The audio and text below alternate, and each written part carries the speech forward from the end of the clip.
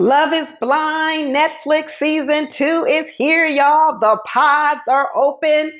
And in this episode, we get one proposal, one connection, yay! And we get one gaslighter. So we're going to talk about this. So for the first couple that ends up getting married, it ends up being a guy named Nick and Danielle. They end up being, not married, I'm sorry. He proposes to her. And so Nick is in marketing and she's in advertising. I think he's 35 and I think she's 28. And I like them as a couple. So the only other person Nick really even they showed talking to was this girl named Trisha, who is a mess. I mean, she is a complete mess. She's so shallow.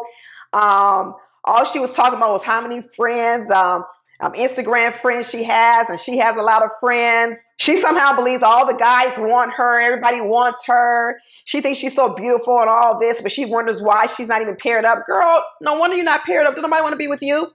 She's a complete mess. She likes hangover sex. She likes sex all kind of different ways. She does everything.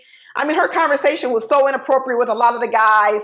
But anyway, Nick didn't like her at all. So he really started making a more instant connection with Danielle. Now, the thing about Danielle is she tells this story about how, she's very insecure about her physical appearance because I guess when she was younger, she used to be really heavy, really chunky.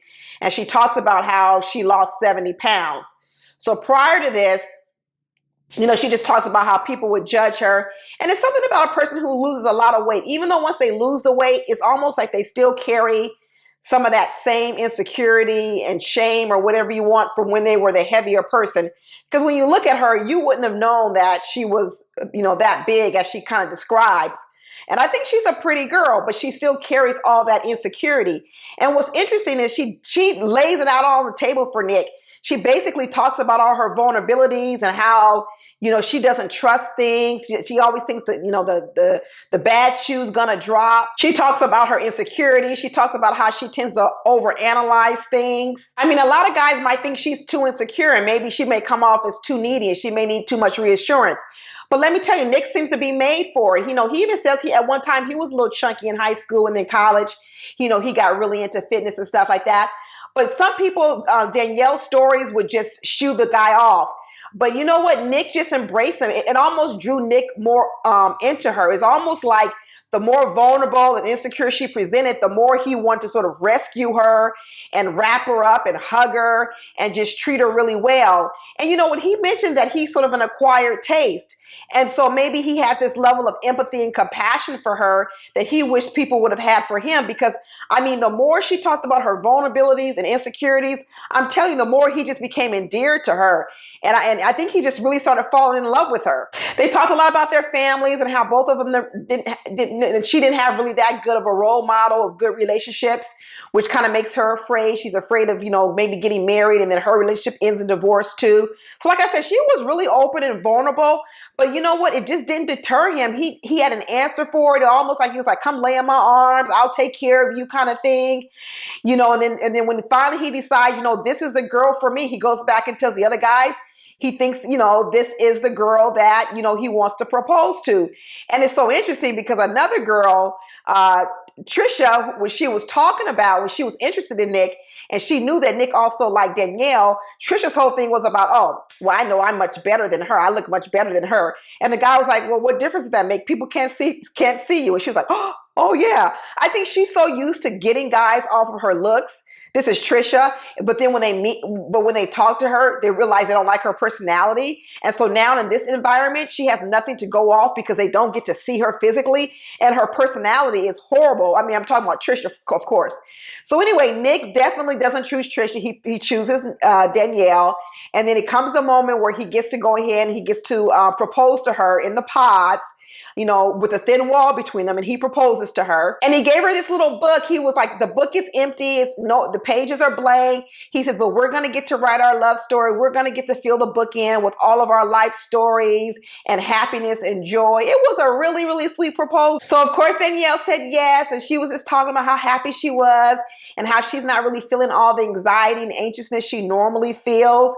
And she was saying she's starting to feel a little bit calm with him, and she likes that calmness that he brings to her. So she's excited. He's crying.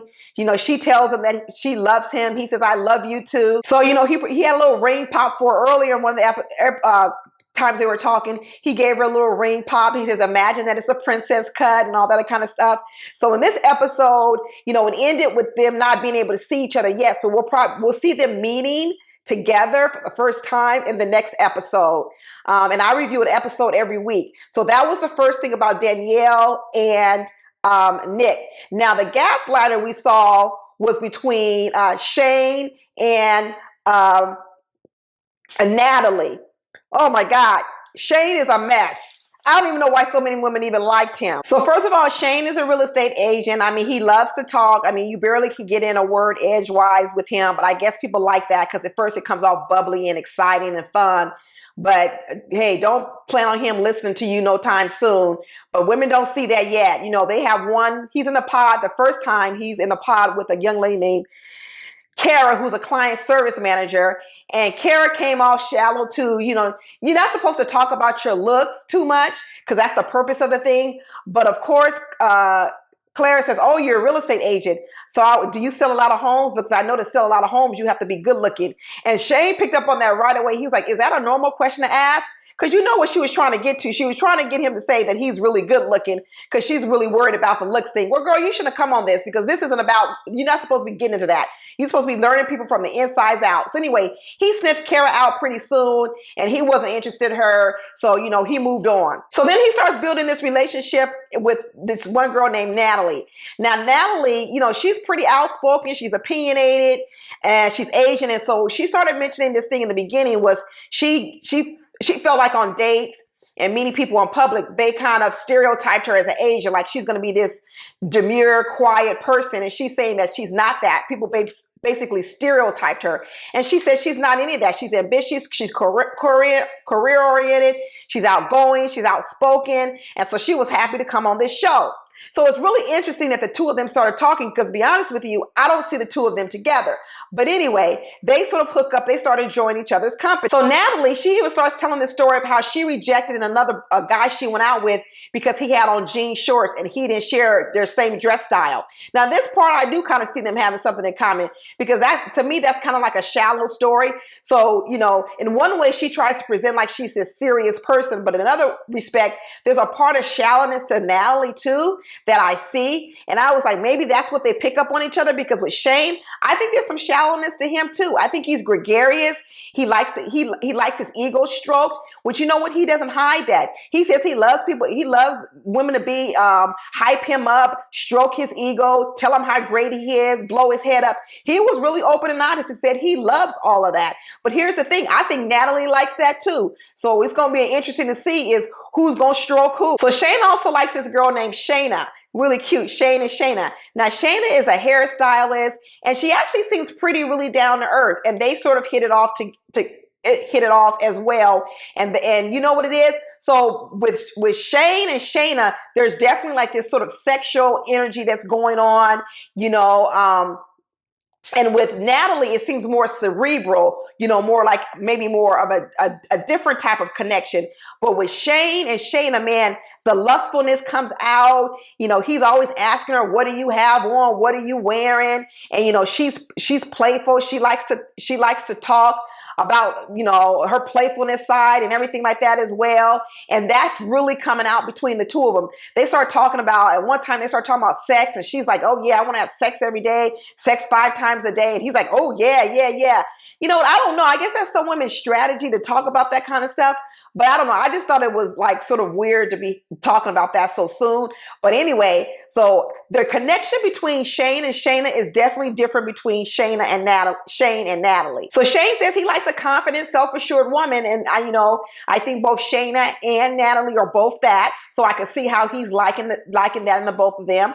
And Shayna's liking Shane because she thinks he's outgoing. But I don't know if she noticed she could never talk. He would talk over her. She couldn't get a word in edgewise. I don't know if she noticed that or not, but he loves to be the center of attraction. That's one thing I noticed about him. So one of the running jokes going on in the house is that everybody recognizes Shane's voice because it's so unique. People say he sounds like different things. So when he walks in the room, even though there are pods and you can't see them, all the women say, oh, I know who this is because I recognize your voice again after having talked to you, the day before or whatever else.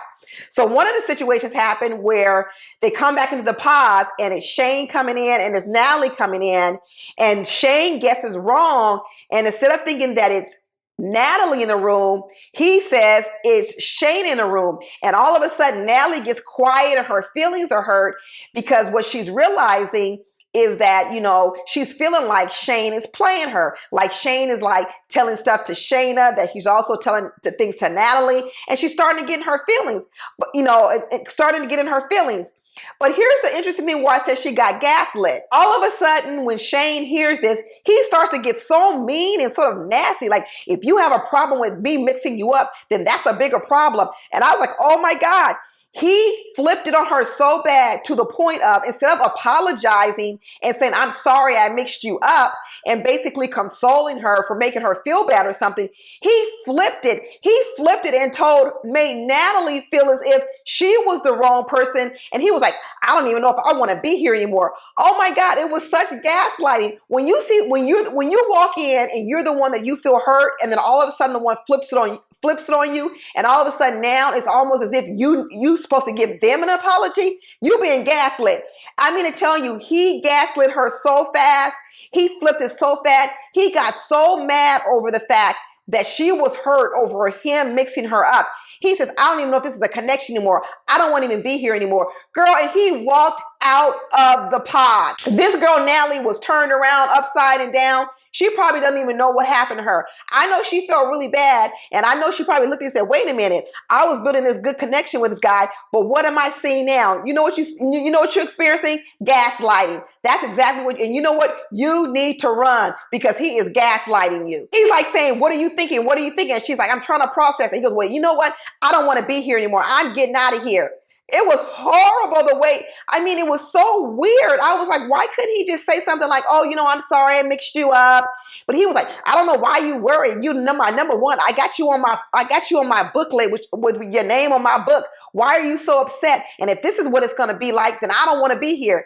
It was like, what are you doing, dude? So that's kind of how they're in. So then when Natalie walks back into the room with all the other women, Shayna, who knows that Natalie was also talking to Shane, sees Natalie crying, and people are like, what's wrong with Natalie? And Natalie's like, I don't want to talk about it. And Shayna's looking like, yeah, I guess that fell apart. She's like, shoot, that means it's going to be a clean road for me now. But girl, you better watch out, because what he did to Natalie, and Natalie so-called was his number one, you better be careful, because he said Natalie was his number one. But I think what he liked about Shayna was all the sexual energy that they had. They seemed to be more compatible with that type of talk.